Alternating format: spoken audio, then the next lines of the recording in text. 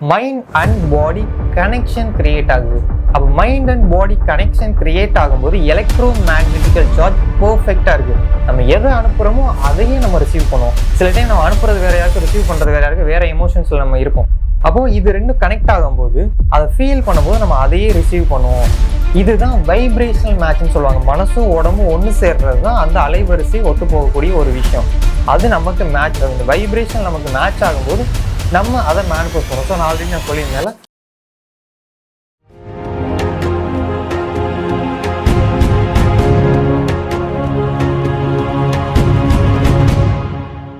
Welcome back guys. நீங்கள் இந்த சேனலுக்கு புதுசு அப்படின்னா மறக்காமல் சப்ஸ்கிரைப் பண்ணிக்கோங்க. அப்போ தான் நான் அப்லோட் பண்ணுற வீடியோஸ் உங்களால் பார்க்க முடியும். ஒவ்வொரு வீடியோவும் உங்களோட லைஃப்பை வந்து டெவலப் பண்ணுற மாதிரி இருக்கும். அண்ட் உங்களுடைய ட்ரீம் லைஃப்பை எப்படி கிரியேட் பண்ணுறது அப்படின்ற எல்லா விஷயத்தையும் நீங்கள் இந்த சேனலில் வந்து உங்களால் பார்க்க முடியும்.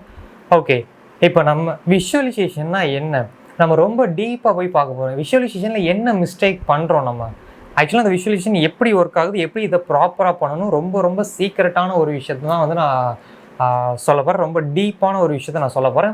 ஓகே, அதுக்கு முன்னாடி 3 days manifestation challenge December 7, 8, 9 zoom மீட்டிங்கில் லைவாக நடக்க போது மார்னிங் 4 to 4:30 AM. அப்போது ஜஸ்ட் 3 days தான்.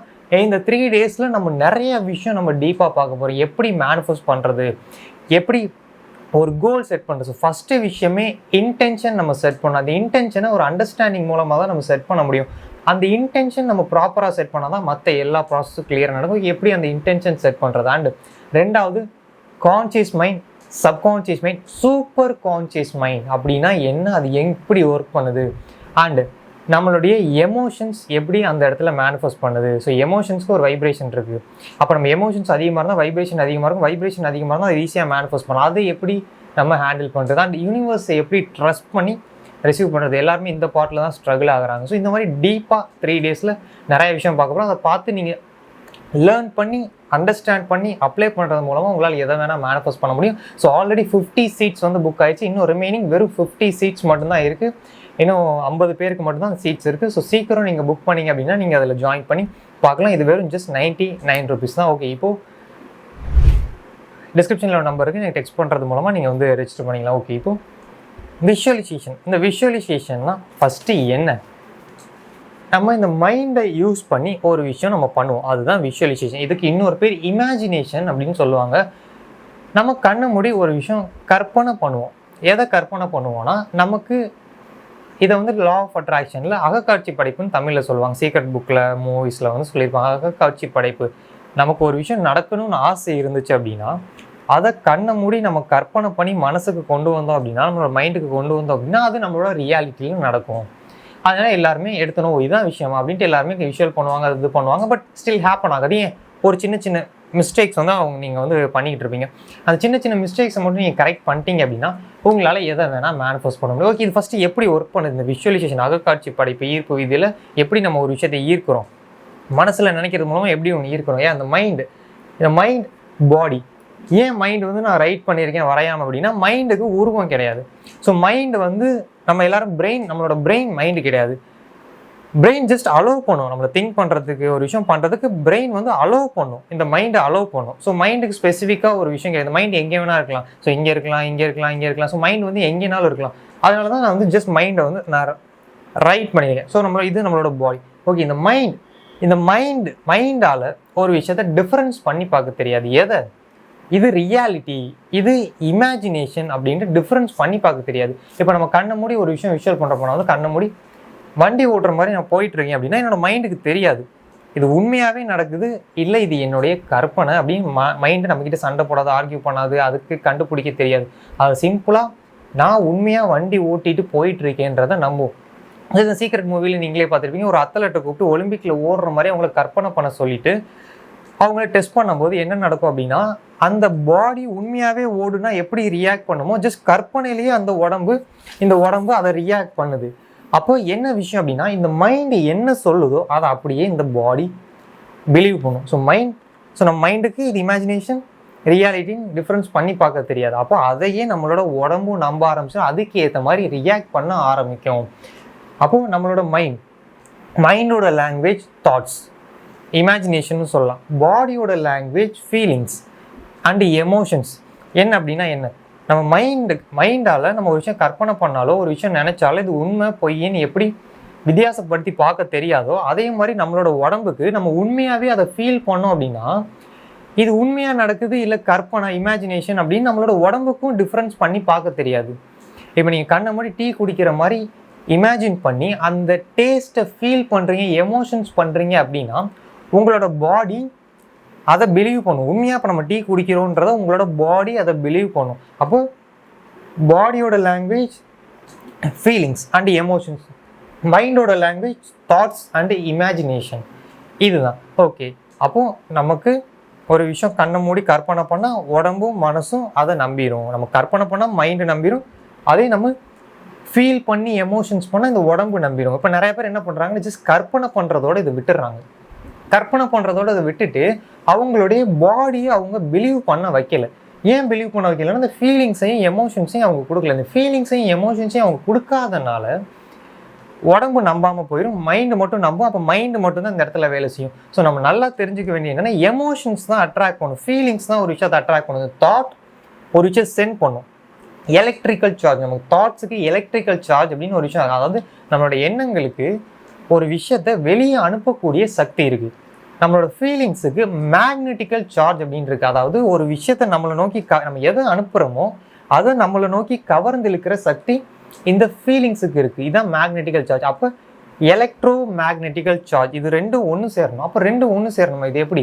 அப்போ நம்ம ஜஸ்ட் விஷுவல் பண்ணும்போது கண்ணை மூடி இமேஜின் மட்டும் பண்ணாமல் உண்மையாக அது நடந்தால் எவ்வளோ ஃபீல் இருக்குமோ அந்த ஃபீலிங்ஸை நம்ம க்ரியேட் பண்ணும்போது இந்த பாடியும் சேர்ந்து பிலீவ் பண்ண ஆரம்பிக்கும். அப்போ மைண்டும் பிலீவ் பண்ணும், பாடியும் பிலீவ் பண்ணும்.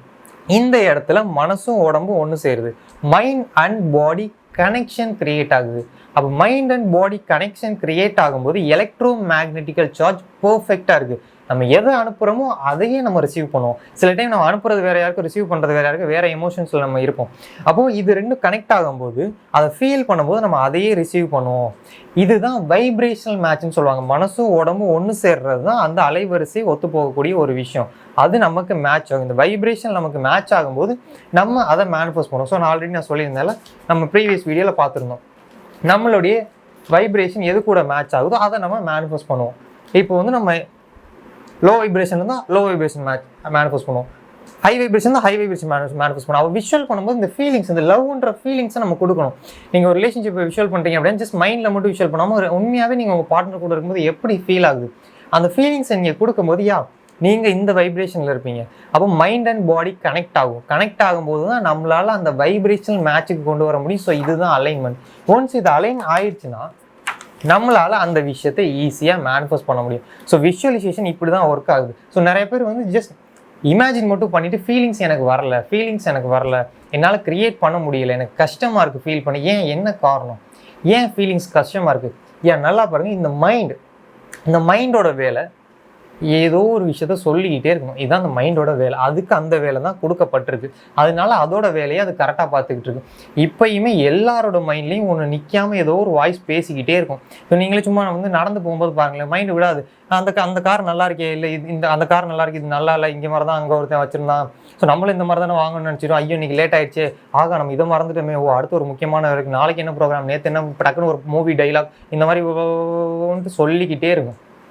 ஏன்னா அதோடைய வேலை அப்படி. அவுட்டர் வேர்ல்டில் நடக்கக்கூடிய விஷயத்த இன்னர் வேர்ல்டில் நமக்கு பிடிச்ச மாதிரியோ இல்லை நமக்கு அதுக்கு நம்ம கம்ஃபர்டபுளுக்கு ஏற்ற மாதிரியோ சில டைம் கம்ஃபர்டபுளுக்கு இல்லாத மாதிரியோ அது ஒரு விஷயம் சொல்லிக்கிட்டே இருக்கும். அப்போது ஏன் நம்மளால் அந்த ஃபீலிங்ஸை க்ரியேட் பண்ண முடியல விஷுவல்? அப்போது இந்த மைண்ட் ஓடிக்கிட்டே இருக்குது. அப்போ இந்த மைண்ட் ஓடிக்கிட்டே இருக்குது அப்படின்னா நம்மளால் அந்த ஃபீலிங்ஸை க்ரியேட் பண்ண முடியாது. அண்ட் ஏன் விஷுவல் பண்ணுறேன் எனக்கு ஹேப்பன் ஆக மாட்டேங்குது? ஸோ விஷுவலைசேஷனில் ரொம்ப காமனான மிஸ்டேக் எல்லோரும் என்ன பண்ணுறாங்க அப்படின்னா, எடுத்தோன்னே விஷுவல் ஸ்டார்ட் பண்ணிடுறாங்க.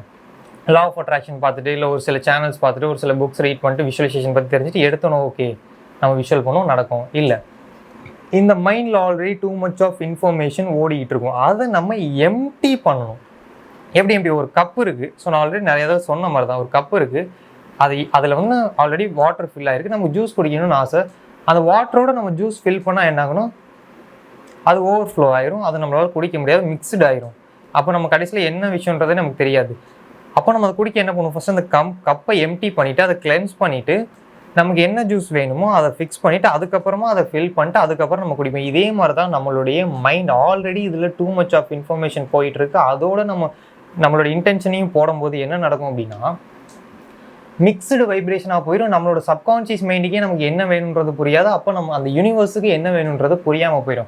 அப்போ இந்த மைண்டை எம்டி பண்ணணும். ஸோ இந்த மைண்டை எம்டி பண்ணுறதுக்கு என்ன பண்ணணும்? மெடிடேஷன். ஸோ இந்த விஷுவல் பண்ணுறதுக்கு முன்னாடி மெடிடேஷன் பண்ணுவேன். நான் லா ஆஃப் அட்ராக்ஷன் தான் ப்ராக்டிஸ் பண்ணுறேன். நான் எதுக்கு மெடிடேஷன் பண்ணணும்? நான் எதுக்கு தியானம் பண்ணணும்? அப்படின்னா லா ஆஃப் அட்ராக்ஷனுடைய பேசிக்கே என்னன்னா கான்சியஸ்னஸாக இருக்கணும். ஏன் ஒருத்தவங்களோட லைஃப் சேஞ்ச் ஆகுதுன்னு நீங்கள் நினைக்கிறீங்க? இந்த லா ஆஃப் அட்ராக்ஷன் ஃபாலோ பண்ணுறாங்கன்னா ஏன் நிறைய பேரோட லைஃப் சேஞ்ச் ஆகுது? அவங்க பழைய பழக்கத்திலிருந்து வெளியே வந்து புதுசாக ஒரு பழக்கத்தை ஃபார்ம் பண்ணுறாங்க. பழைய யோசனையிலேருந்து வெளியே வந்து புதுசாக ஒரு விஷயத்தை யோசிக்கிறாங்க. பழைய உணர்வுகள், பழைய நம்பிக்கைகள்லேருந்து வெளியே வந்து புதுசாக ஒரு விஷயத்தை ஃபீல் பண்ணுறாங்க, பிலீவ் பண்ணுறாங்க, ஆக்ஷன் எடுத்துவாங்க. இது எப்படி நடக்குது? கான்சியஸ்னஸ். ஓ, இவ்வளோ நாளாக நான் நெகட்டிவாக திங்க் பண்ணிட்டு இருக்கேனா, இவ்வளோ நாளாக நான் நெகட்டிவாக ஃபோக்கஸ் பண்ணுறேன்னா, அப்போ நம்ம பாசிட்டிவாக ஃபோக்கஸ் பண்ணணும். இதுதான் கான்சியஸ்னஸ், அவேர்னஸ். நம்ம மைண்ட் என்ன பண்ணுது, நம்ம பாடி என்ன பண்ணுது, இதை நம்ம கவனிக்கிறது தான். இதுதான் அவேர்னஸோ. நம்ம யார்? நம்ம இந்த பாடி நம்ம கிடையாது, மைண்ட் நம்ம கிடையாது. அப்போ நம்ம யார்? Pure consciousness. இந்த நம்ம பாடியை நம்ம கவனிக்கிறோம். அப்போ நம்மளால எப்படி நம்ம கவனிக்க முடியும்? ஸோ அப்போ அந்த கவனிக்கிறது தான் நம்ம அந்த கான்சியஸ்னஸ் தான் நம்ம அப்படின்றப்போ அதுதான் லா ஆஃப் அட்ராக்ஷனுடைய பேசிக்கும் டீப்பான விஷயமும் கூட.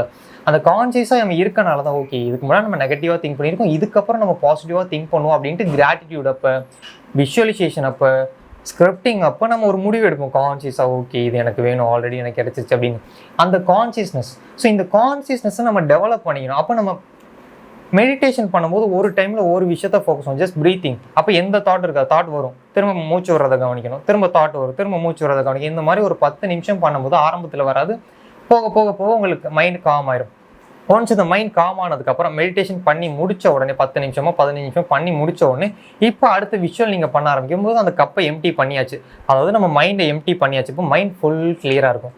இப்போ இந்த இடத்துல நீங்கள் என்ன போடுறீங்களோ அது உடனே ஹேப்பன் ஆகும். எஸ், உடனே ஹேப்பன் ஆகும். ஏன்னா நம்மளோட சப்கான்ஷியஸ் மைண்டுக்கு அந்த விஷயம் புரிஞ்சிடும், யூனிவர்ஸுக்கும் அந்த விஷயம் புரிஞ்சிடும். ஓ, இதுதான் இவனுக்கு வேணும் போல அப்படின்னு ரொம்ப கிளியராக புரிஞ்சிடும். யாருக்கு? இந்த மைண்டுக்கு. அப்படி கிளியராக புரிஞ்சோன்னு என்ன நடக்கும் அப்படின்னா அந்த விஷயம் உடனே ஹேப்பன், அந்த வைப்ரேஷனல் மேட்சுக்கு வந்துடும். அப்போ ஏன் என்னால் ஃபீலிங்ஸ் கிரியேட் பண்ண முடியல நிறைய பேர் வந்து கேட்பீங்க.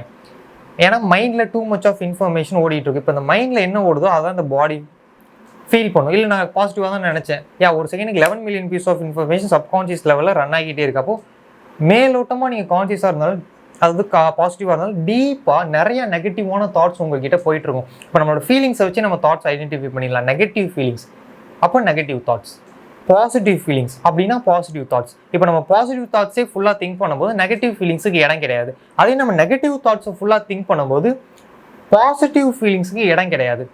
அப்போ நம்ம என்ன திங்க் பண்ணுறோமோ அதுதான் ஃபீலிங்ஸாக க்ரியேட் ஆகும், அதுதான் எமோஷன்ஸாக க்ரியேட் ஆகும். அப்போ நம்ம பாசிட்டிவாக திங்க் பண்ண முடிஞ்சால் ஃபீலிங்ஸ் பாசிட்டிவாக இருக்கும். நம்மளால் ஹாப்பியான தாட்ஸை திங்க் பண்ண முடிஞ்சால் அது நமக்கு ஹாப்பியான ஃபீலிங்ஸை க்ரியேட் பண்ணும். அப்படியே அந்த ஃபீலிங்ஸ் வரல, ஆல்ரெடி மைண்டில் டூ மச் ஆஃப் இன்ஃபர்மேஷன் ஓடிட்டு இருக்கு. அதனால தான் நம்ம மெடிடேஷன் பண்ணிவிட்டு அதை காம் பண்ணிவிட்டு அதுக்கப்புறம் நம்ம விஷுவல் பண்ணுவோம்.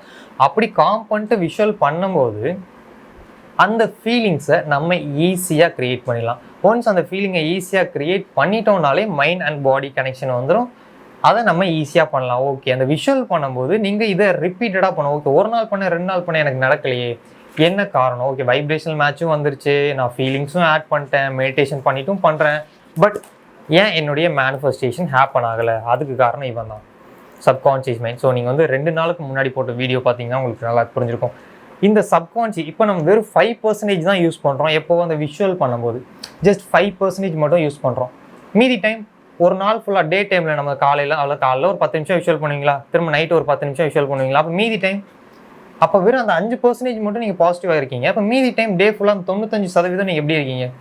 பாசிட்டிவாக இருக்கீங்களா, நெகட்டிவாக இருக்கீங்களா? அது நம்மளால் சொல்ல முடியாது. ஏன்னா நம்ம கான்சியஸாக இருக்க மாட்டோம். இந்த ஆள் மனதில் என்ன இருக்குன்றது நமக்கு தெரியாது. அப்போ டே ஃபுல்லாக நிறையா தாட்ஸ் போயிடும். அப்போ நம்மளுடைய விஷுவலைசேஷன் நமக்கு ஹேப்பன் ஆகாமல் போயிடும். அப்போ அதுக்கு நான் என்ன பண்ணணும்?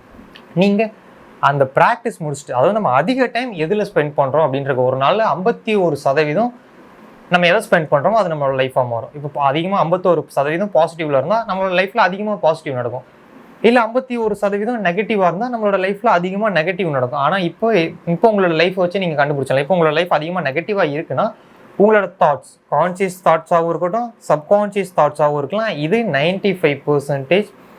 அப்போ 51%க்கு மேலே உங்களுக்கு நெகட்டிவாக இருக்குது அப்படின்னு அர்த்தம். அதை எப்படி ஓவர் கம் பண்ணணும்னா கான்ஷியஸாக நம்ம இருக்க ஆரம்பிக்கணும். நீங்கள் ஒவ்வொரு இது பண்ணும்போது ஓகே, ப்ரஷ் பண்ணும்போது என்ன திங்க் பண்ணிட்டு இருக்கீங்க, உங்களோட ஃபீலிங்ஸ் எப்படி இருக்குது, பாசிட்டிவாக நெகட்டிவாக. நீங்கள் சாப்பிடும்போது என்ன திங்க் பண்ணுறீங்க, பாசிட்டிவாக நெகட்டிவாக. நீங்கள் நடந்து போகும்போது பாசிட்டிவாக நெகட்டிவாக, ஒர்க் அப்போ பாசிட்டிவாக நெகட்டிவாக, ஒருத்தவங்க கிட்ட பேசும்போது பாசிட்டிவாக நெகட்டிவாக, சேம் வீட்டுக்கு ரிட்டர்ன் வரும்போது பாசிட்டிவாக நெகட்டிவாக, நைட்டு தூங்கும்போது பாசிட்டிவாக நெகட்டிவாக.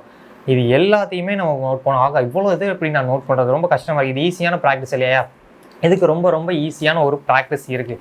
என்ன அப்படின்னா 7 days கான்ஷியஸ்னஸ் ஒர்க் ஷாப் நம்ம ஜூம் லைவ்ல ஆல்ரெடி நம்ம பண்ணி முடிச்சாச்சு.